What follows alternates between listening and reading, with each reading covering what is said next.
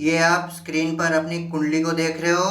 इसमें आपका लगन चार्ट दे रखा है, नवांश चार्ट दे रखा है और महादशाएं दे रखी है। जो ये लेफ्ट साइड ग्रह लिखे हुए हैं और राइट साइड इनकी महादशाएं लिखी हुई है। तो चलिए मैं अब स्टार्ट करता हूँ और आपकी कुंडली को मैं आज समझाऊंगा आपको। तो सबसे पहले देखिए, सबसे पहले आपकी कुंडली की जो महादशा है वो कौन सी चल रही है। अभी शुक्र की महादशा चल रही है। शुक्र की महादशा जब भी चलती है तो ये व्यक्ति का गोल्डन पीरियड होता है। शुक्र की महादशा में उसे लग्जरियस लाइफस्टाइल, योग, भोग सब मिल जाते हैं।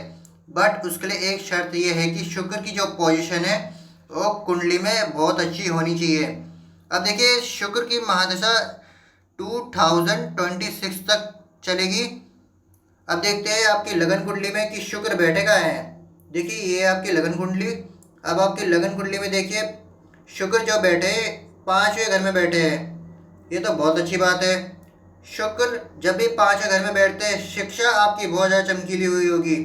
इंटेलिजेंट ऐसा व्यक्ति बनता है, पढ़ाई में वो बहुत ज़्यादा होनहार बनता है। प्रेम उसको अच्छे मिलते हैं, संतानें उसको बहुत अच्छी मिलती है, आज्ञाकारी मिलती है और साथ साथ संस्कारी संतानों का भी ऐसा व्यक्ति को मिलता ही मिलता है। अब देखिए आपकी लगन कुंडली में पहले घर में क्या लिखा हुआ है। जब भी लगन कुंडली हम चेक करते हैं तो उसका पहला घर हम सबसे पहले देखते हैं। पहला घर में देखिए 10 नंबर लिखा हुआ है, यानी मकर राशि। मकर राशि के स्वामी शनि जहाँ भी जाके बैठेंगे वो आपकी जीवन धारा बनेगी। शनि का आगमन आपके 5वें घर में हुआ है। शनि जब भी 5वें घर में बैठता है तो बहुत अच्छी बात है।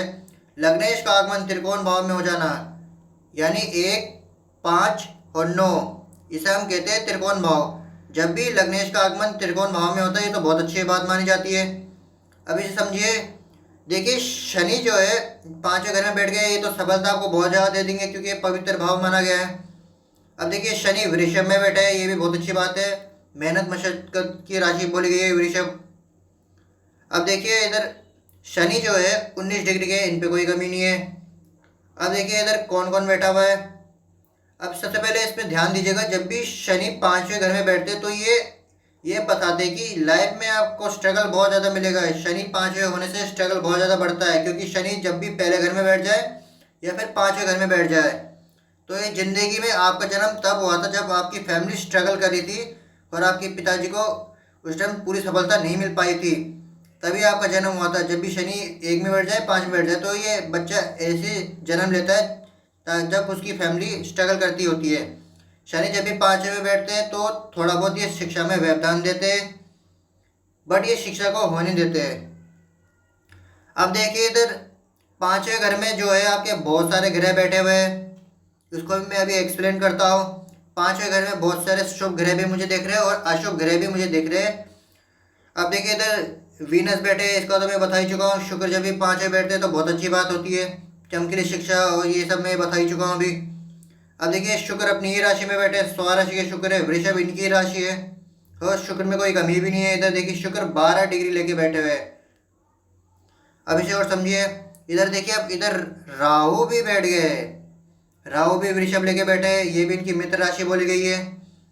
अब देखिए राहु जब भी 5वें घर में बैठते हैं तो ये थोड़ा बहुत उत्पाद मचाते हैं शिक्षा में। अब इसे और समझिए। इधर मंगल भी बैठे हुए हैं, उधर बुध भी बैठे हुए हैं, उधर शनि भी बैठे हुए, वीनस भी बैठे हुए और राहु भी बैठे हुए। तो इधर 1, 2, 3, 4, 5 ग्रह बैठे हुए हैं। अब इसे और समझिए। वीनस यहाँ पे बैठते हैं, बहुत अच्छा भाव देते हैं। यहाँ पे बुध बैठते हैं तो आपका जो ब्रेन है बहुत ज़्यादा स्ट्रांग है, जो भी आप एक बार में पढ़ोगे वो आपको याद हो जाएगा। अब देखिए वीनस और बुध का योग, इसे हम कहते हैं लक्ष्मी नारायण योग।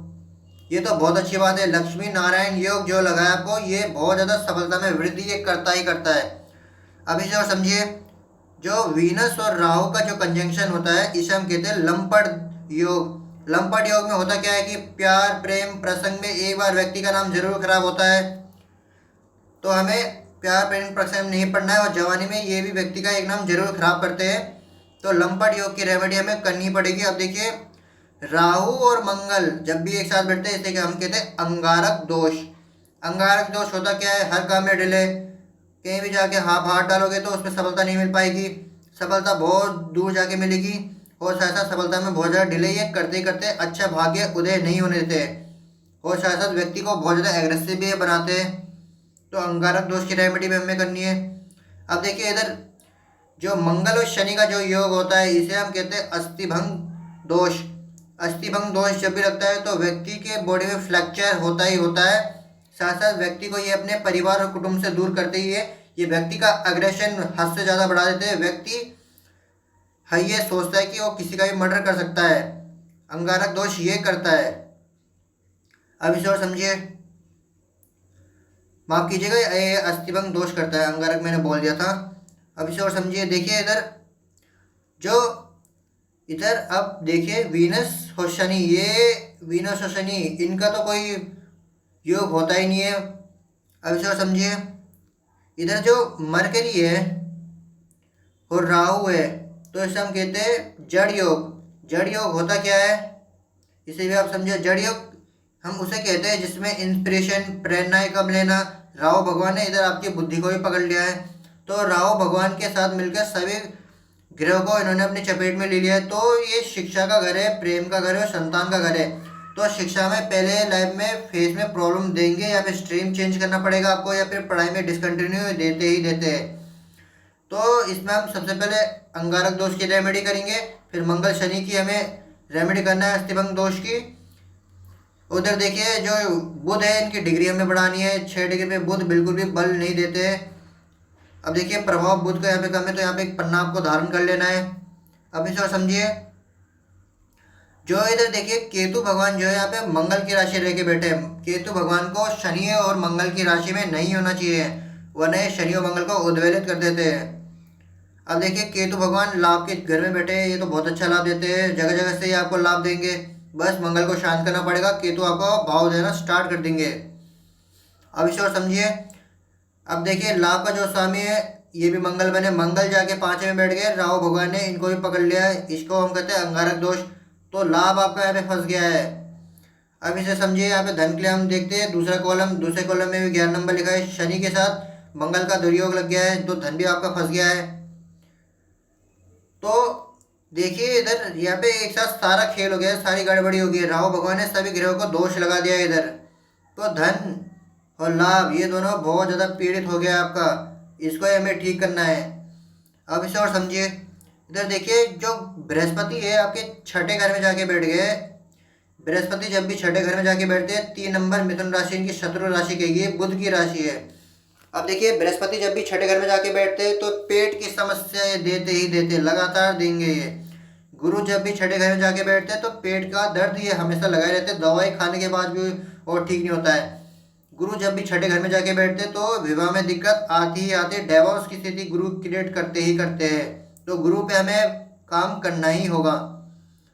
अब इसे और समझिए, देखिए सूर्य जो है आपके 4थे घर में जाके बैठ गए, ये उच्च के हो गए। 1 नंबर मेष राशि में सूर्य उच्च के हो जाते हैं। सूर्य यहाँ पे आपके ठीक बैठे 16 डिग्री के हैं, इनमें कोई कमी नहीं है।